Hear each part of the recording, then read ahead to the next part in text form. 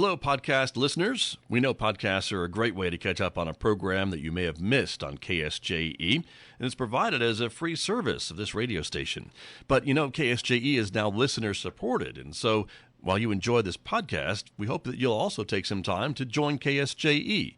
Become a member today. It's quite easy to do. Just go to our website at ksje.com/support and pick the level of support that best matches your budget. Thanks again for listening. Here's your podcast. And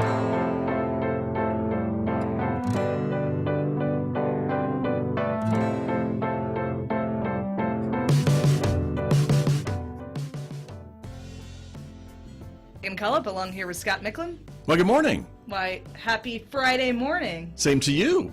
You made it through another week. I did. Good for you. Always something to celebrate. We all did. Mm-hmm. So here we are. And we're back for Solutions from the Street. That's right. Right?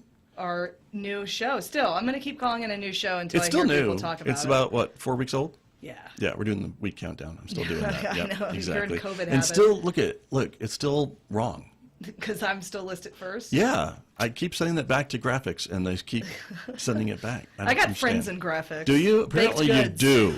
Apparently you do. They go a long way. It's okay. But anyway, we're glad to have you with us, everybody. It is our relatively new program, Solutions from the Street. And so every week we are here, although that's going to change. We'll talk about that at the end of the show, to talk about a problem. And then we have a guest from the community, from the street, to bring us the solution. Yeah. That's what it's all about, right? That's what it's all about. So this week, the problem is a pretty serious one, and one that I think we hear about a lot, which is homelessness, but among like younger people, like youth, maybe young adults, 18 to 24, perhaps? Yeah, yes. Those folks, right? Yeah. And so, you know, I guess the issue would be, because when they're under 18, we have kind of systems in place to maybe help those individuals and those children, if you will. But once they turn past 18, the options are maybe a little more limited. Yeah. And so a lot more limited. Did you see Lost in America, the documentary? It's all about youth homelessness. Is it? Yeah, I'll have to check only it out. learned about Thanks it. for letting me know before the show. Yeah, could have watched it last night. I tried to stump you. But Jewel, remember Jewel? Yeah, like the folk artist. Yes, of course. Of course, I followed her on tour. You did not. I can't even picture that in my head. Okay. Anyway, Anywho. she produced a single for it, like she's part of the soundtrack. Nice. So that's how I heard about it. But anyway, All right. it's streaming, available, very powerful. I will go find that, and then we'll have to redo the show. But that's okay. I'll watch it. But it does sound like a big problem, and something, you know, that we hear about maybe in bigger cities, and maybe not think about it like in a community maybe like San Juan County, Four Corners area, but it is a problem here as well. Everywhere. And along with homelessness, we always hear about maybe mental health and some other needs of these individuals too, right? Right. I mean, it's certainly recognized that individuals who are homeless generally struggle with some sort of mental health or substance abuse issue. So they're usually more than one presenting situation. Reason why. Right. Yeah. So there you go. So now I think it's time for the solution. Yes, let's hear it. Let's hear it from our guest. Greg Who was Allen. here with us this morning. Good morning, Greg Allen from San Juan Safe Communities. Look at that. Here he is. Good morning. And he appears like a... Like a phantom. Like, right. Straight from the street. They're from the street. Just in from the street. Welcome. Good to have you here. Thank you for having me. San Juan Safe Communities, which Greg Allen is executive director of, is working on this particular problem. Well, not just me, but there's other We're gonna give you people credit. involved, so We're I'll gonna have to give you give them a little bit of a shout out. So it's called the Youth Homeless Demonstration Project. And really what it is, it's a grant from HUD, Human Urban Development. And the county had applied for a grant a few months ago. Actually, no, a little over a year ago. And they've now contracted with Safe Communities to manage that. And our administrator is Tracy Neff, who had retired from the county, I think in November 2020. So she's the administrator of the project. It's kind of new to us. We've had it for a few months, and soon we'll be looking for a person that we'll call a navigator that will meet with each of, I say kids, but we're talking about youth that are age 18 to 24. Right. So we go through a process where they may be identified or somebody has submitted their name, and we go through a process to see if they meet the criteria for the program, and then obviously placement. We have room for 11. I think we have 9 filled right now, but we have kind of 2 just kind of waiting to be placed here in the next couple of weeks. So next couple of weeks we'll be full in the program, but with goals of kind of spaces opening up. So as I said, eventually we'll have this navigator position, and they meet with the kids, once a month. But the goal is to, if they're able to become employed. And then once they're employed for a while, they start paying for portions of the rent that the grant pays for, and that kind of opens up spaces on the back end. Great. And so what is the pipeline here? Where are most of these youth coming from? Well, it's not just San Juan County. It's kind of this northwest area of New Mexico. There's other projects here in the state of New Mexico, and we kind of have this wedge. So we've had kids that were placed from San Juan County, but some that were kind of in neighboring communities as well. Gotcha. And so with this, Greg, does it look like, as we kind of said, that we've got programs in place maybe as these kids, if you will, again, these youth are up to the age of 18, but then once they kind of age out of some of those programs, they're kind of left to their own devices, unless a program like yours? And that would be correct. So in New Mexico, the Department of Children, Youth, and Families, or we call it CYFD for short, manages youth and family issues. And we do know that there's a problem when young people age out of that system, especially when they're in the protection or juvenile justice side. Right. They age out at 18 and they're just like set into the wild, like, off you go. Where Good do luck. we go? Yeah. Fortunately, a lot of them will have case managers that will kind of maybe prep or pave that path, but this is just another tool to kind of help ail the issue of them just being homeless. They've got a place to stay at 17 and 11 months and 29 days, but then boom, the next day they're homeless. Right. Interesting. And so, with that being said, I guess, do we know what the number is of these homeless youth in San Juan County? I know you say you got spots for 11. My mind tells me we probably have more people that need that help than 11 people. You would be right. I don't know what that number is. Tracy Neff is our administrator of the program. She may know those numbers, but I don't know offhand. But I'm willing to tell you there's probably hundreds. Yeah. So where are these folks housed? Like apartments? So apartments here in San Juan County, I think now all of them are here in Farmington. We had an apartment in Aztec, but now we've kind of wrangled them back to the Farmington area. So fortunately, we have landlords that are willing to accept the program. So when a youth is placed, they sign the lease agreement. So they're responsible for it because they need to start behaving as an adult, and they start having to go into making adult decisions. But we do pay for the rent each month. Got you. And you're working with them on finding employment and things like that too, right? Yes. As you mentioned. So that would be kind of the navigator's job, and Tracy's really helping with that right now. So, for example, we've got a kid that we placed a few months ago, and he's interested in becoming a barber. So, motivated kid, and came up to San Juan College, applied for the program, the barber program, and we've got kind of some discretionary funds that can help pay for some of these items. So we've got his tuition paid for up until December, and he's looking at a vocation that will probably get him gainfully employed fairly quickly. And actually, he's a hard worker. He works in a department store kind of setting and works daily. So, nice.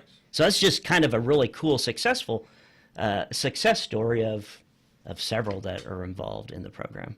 Right. And is some of this stuff that you see kind of generational, maybe with these youth, were their parents maybe part homeless at some point in their lives, or things along that line, or is it other stuff that's going on too? Well, it's a multitude of things, and that could be one of the things that is leading to the issue. But it's hard to say that. Obviously, it's not the only thing. There's other factors that are involved as well. Sure, that makes sense. Yeah. So accountability wise, we have working towards gainful employment, we have complying with the lease. Is there any other method of accountability keeping these guys on track? Well, I believe most of them do have some sort of case management that works with them as well. So aside from us, managing that piece, it's kind of somebody else's realm to deal with those particular issues. Right. Very good. Our guest this morning, Greg Allen, is here from San Juan Safe Communities. It is Solutions from the Street. We're talking about the problem of youth or young people who find themselves in a homeless situation because after they turn 18, our safety net has a few holes in it, it sounds like to me. And so this is a new program that Safe Communities has been awarded some grant funds to kind of start a pilot program, and maybe you can expand it down the road. Is that kind of your hope? And that's really the goal. And like I said, the county started with the program, and we've contracted with them, and we'll be taking over the grant here this next federal fiscal year, which would begin November October? 1. Yeah. October 1st? October, November. Yeah. Yeah. Got it. Yeah. And that's one of the things that Safe Communities does. And of course, we brought you in to talk more, in addition to more some of the other things too that Safe Communities does. Megan, you've been involved with the organization a little bit as well. Sure, yeah. To showcase some of your skills. Well, which I haven't seen yet, but I keep waiting. Yeah, exactly. So, yeah, but okay. Well, Greg's that's a fan, not at true. least. That's not true. Well, yeah, I mean, one of my passions is mental health and Yeah. substance abuse and recovery and such. And so Greg and I have worked a bit on that. And I know that's a big point of interest for San Juan Safe Communities. So maybe you can talk about mental health task force and other efforts you guys are doing. Well, Megan kind of touched on something, kind of our video projects or live streaming events. And San Juan Safe Communities Initiative's mission statement is enhancing the efforts of community groups that are addressing societal issues. So one of the things that we've worked on together is, along with San Juan County Partnership, in an opioid, for lack of better terms, abuse kind of prevention symposium. And we'll have a panel of members, and Megan's usually our host that kind of keeps everybody on the ball when Facebook's kind to us and lets us. They block Greg. They block Greg often. Yeah. Womp, womp, womp. There for the grace of God, go us. So anyway, but yeah. But as far as a mental health needs, a mental health task force, which is a group of service providers in San Juan County, we meet monthly and talk about what everybody's doing, so it kind of keeps everybody with a familiar face, because faces do change.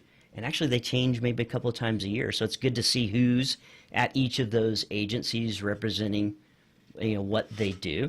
And they kind of give us periodic updates on what their agency's doing. But we have some side projects as well. So in September is Recovery Month. And Recovery Communities of New Mexico has given us a mini grant to do, it's called Pathways to Recovery. And we'll have an event at Brookside Park, September the 18th, between 10 and 2.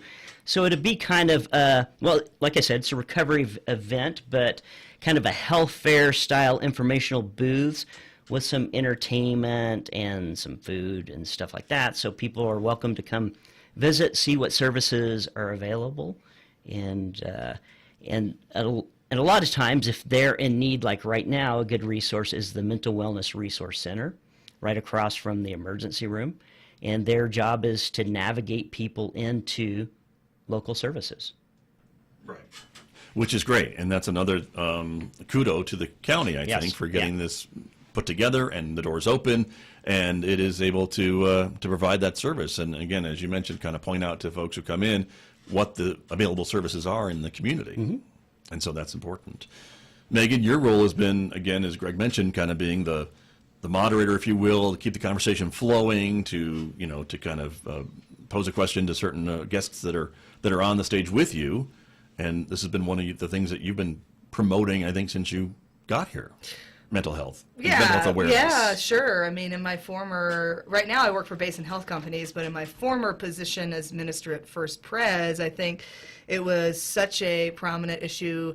The building's placement in town had a lot to do with that. So we had people come in all the time, and I think the gap there was pretty obvious to me as far as people's access to services. So I think anything that promotes easier access to help is a good endeavor, because there is a swath of individuals that for various reasons have barriers. I mean, I think that the town has done a ton of work on that, not just with this project, but the what is it called, Greg, where the police force goes out and has like a bus and they pick people up? ARU, Yes. Alternative Response Unit. Yes, So, yeah. yes. So those folks are trained in it, and that's been very helpful. And actually, that's the fire department now. department, And then okay.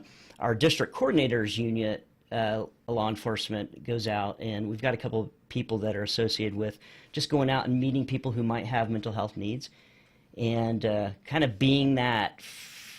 We want to create this more friendly face so that when they are in crisis, they're familiar with maybe the officer that's responding to their crisis. And then there's one that's also stationed at Total Behavioral Health, associated with the Joint Intervention Program. And these things that obviously, don't come cheap, and, but I think it reflects well on our community, because I don't know if every community has these types of services, these types of individuals that are going out and doing the things that you both describe. And I'm proud of our community for offering these services to some of our most vulnerable. And I think that should be noted. And I think folks should really be proud of that as well. I think we're fortunate in San Juan County because we have industry available that's taxable, that creates those funds for us to be able to do some of these things. New Mexico's not the richest of states. Right. In fact, we usually rank fairly low, but San Juan County is kind of fortunate because we live in kind of the oil, gas, and finite resources area that becomes taxable income that really helps us out with things like that. But I think you still have to have folks in those positions to prioritize that Yes. Yeah. funding. And Yeah. so I think, or they could build a bunch of other things with it or hire other folks with it. They've chosen to funnel it to maybe these places where it really does help some of our most vulnerable. And I think that's to be commended, not amended, commended. Well, and just know. thinking about local businesses as well that help support Yes. these efforts. Very true. A lot as of it's well, like Marion privately. Oil and Gas and Pesco are some big ones that just kind of come to the top of my head, which happen to be sponsors of San Juan Safe Communities. Well, right. But they allow you to do some things that you wouldn't be able to do That's right. Correct. if you didn't have their support. So Yeah. that's important. Yeah, and so before we run out of time here, I do want to hit on the You Matter program, because I think this upcoming generation is actually more sensitive to these issues than mine was, and certainly than people before me were. I mean, it's like they become increasingly sensitive to it. So what is the You Matter program, and what do those kids do? So each year we select, I guess what they'll be is high school seniors. So the year prior, we look at these high school seniors during their academic year that we take to elementary age kids to talk about making healthy decisions. And we call it the trading card program. We create a trading card of each of the kids, the You Matters, that help us out with some information about them and how they are kind of like a role model that we take to youth in our area, and with the understanding that they can achieve good things as well. So even though these are bright kids that we take to, we look for kids who can speak and they're involved in the community, because that's something important as well, is being involved, not just sitting and playing video games all day, but being involved in the community as well. And these are kids that are perfect in that position, who face issues as well, and they can share their story of how they face certain situations or issues in school as they came up, regarding bullying or drugs and so forth. Right. And it seems to me, as I recall, that you select students that are involved in lots of different, like extracurricular activities and things like that, to maybe relate to the younger kids. Like if they're not a athletic kid, but maybe you've got someone in You Matter who's in the choir or in the band, and they're not in the sports teams, but they're still living that healthier lifestyle and providing that good role model to that younger kid. Yes, sir. And really, that's what we want to promote, is that they're involved in the community. Right. And all those different types of things. And do Yes. they still kind of pledge not to be doing drugs and alcohol and all those types of things? They take that pledge? Yes, they pledge to be drug, alcohol free during the time that we have them. And really, we're looking for kids who haven't really been involved in those issues prior to, but that's not that doesn't remove them from the program, because if they did have that experience and how they dealt with it is valuable in taking to elementary, middle school age kids to, so they can demonstrate how they dealt with that issue. And Powerful. It is. And the message seems to be even more powerful coming from maybe a kid who's only a few years older than the elementary school kids rather than old folks like us. Yeah. And I include Megan in that. Yeah, well, I thought I still had some cool cachet, but maybe not. Maybe it's You fading use by the the term year. generation in a sentence, so I did that use the makes you term, sound then really old. I said then my generation, which does make me Yeah. old. And that is one of the things we like, is this is a real life person that we put in front of them that they may know. And they're here locally. It's not something that maybe is not so attainable if we're talking about, a sports figure or Hollywood actress. Sure. Or, Sure. Or some young kid Or from s- some other community Or who doesn't. Ruff social media McGruff. influencer. Do you guys remember that? Right. Who? Ruff McGruff.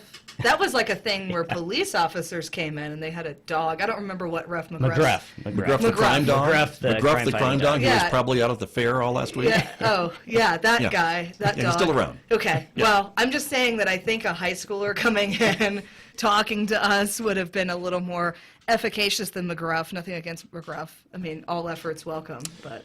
We'll be giving McGruff equal time on the next program. So stay tuned, everybody. Thanks, Megan. It's not Ruff McGruff this whole time. I've been calling him Ruff McGruff. Okay.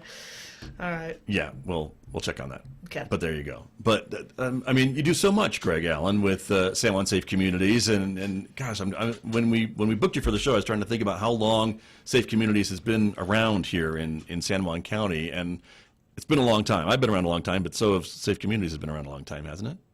It has, and I'll put you on the spot. I'm trying to remember. So 2006, kind of the beginnings, and maybe full-fledged 2008-ish, somewhere in there. It's about 15 and years. 2008-ish is around the time I think You Matter started. Maybe 2010. I'm trying to think back, but Yeah. Well, I know, and you were not there from the beginning. To be I was not. fair. So my predecessor was Dan Darnell. Yeah.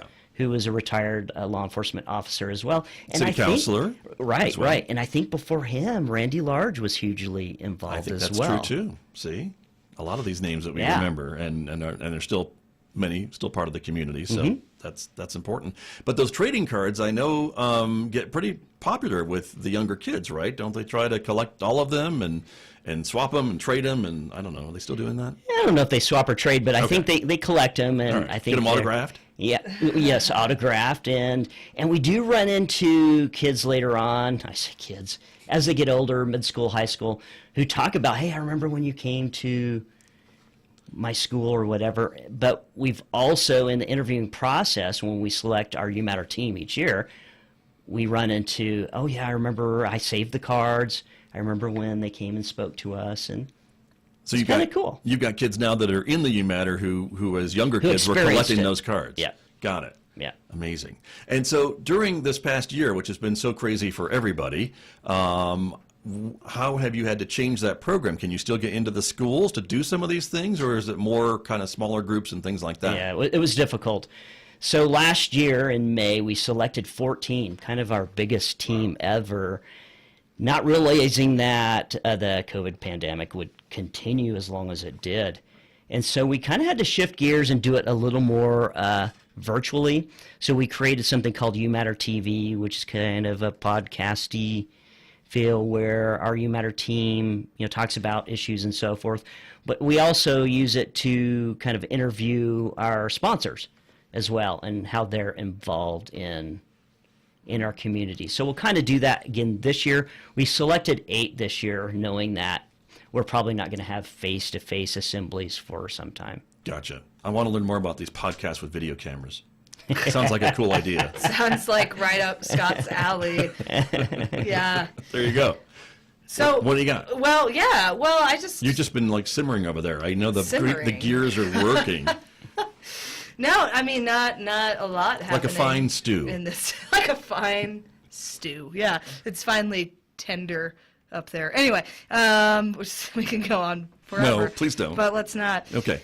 No, so hard research. So this is just an aside about non-parent young people or adults and the influence that they have on children, particularly children in crisis, and how even one non-parent positive influence is like a huge buffer and safety net for some of these issues that may arise in, say, the age of who we're targeting when it comes to youth homelessness. And it's incredible. I mean, that alone is huge for kids, even more so, I think, than just information. I think that relational component is big. So I just wanted to say that there's hard facts out there, hard evidence out there, and so we're appreciative of all the work you guys are doing, especially anytime high schoolers do good things, we have to applaud them that they're spending their time doing that. Right. So, yeah.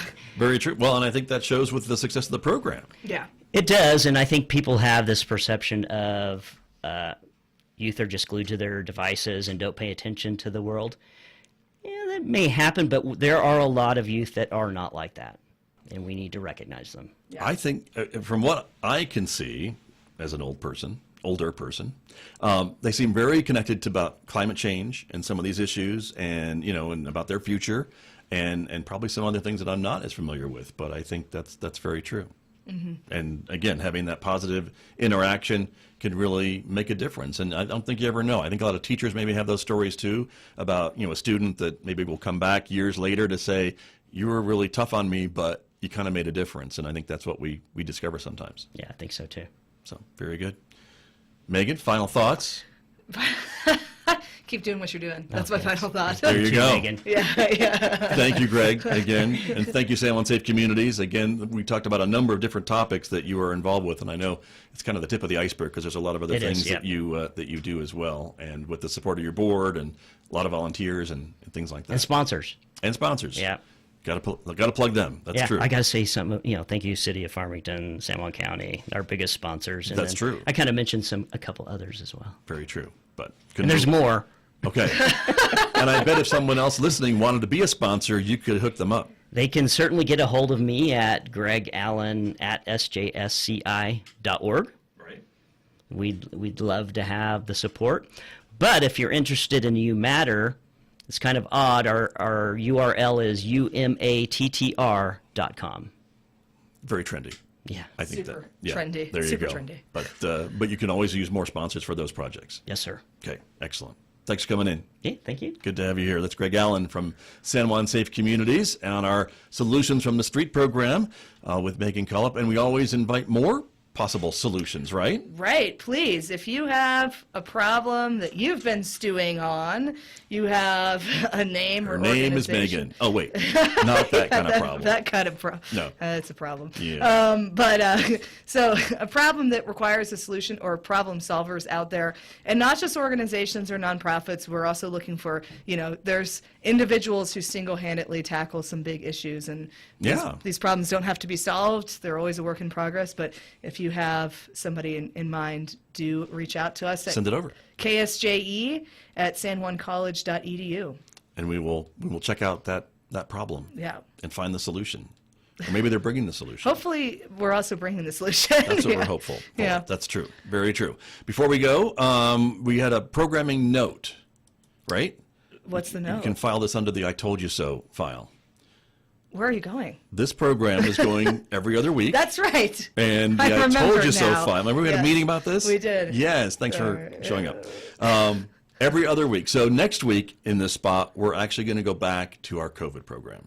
Which is distressing, I know, but alas. We feel it's important. There's There's enough going on. That this will be once every other week. Right. On Fridays. Correct. So it's not every week, but we feel there's enough local medical information, news about variants, news about masks, all this other stuff that's going on that we should bring that back as a public service. Yeah. So- It gets confusing It does. out there, so we're hoping to just provide some clarity. True. Yeah. As we do, in a humorous way. A Sometimes. good-natured way. Exactly. So anyway, we'll be back next week talking about COVID-19 and another solution from the street in 2 weeks. So thanks for joining us, everybody. Have a great afternoon. Did you enjoy that podcast? We hope that you did. And if you did, share it with your friends. And if you really want to keep podcasts like this coming, please support KSJE. You can do it easily online at ksje.com.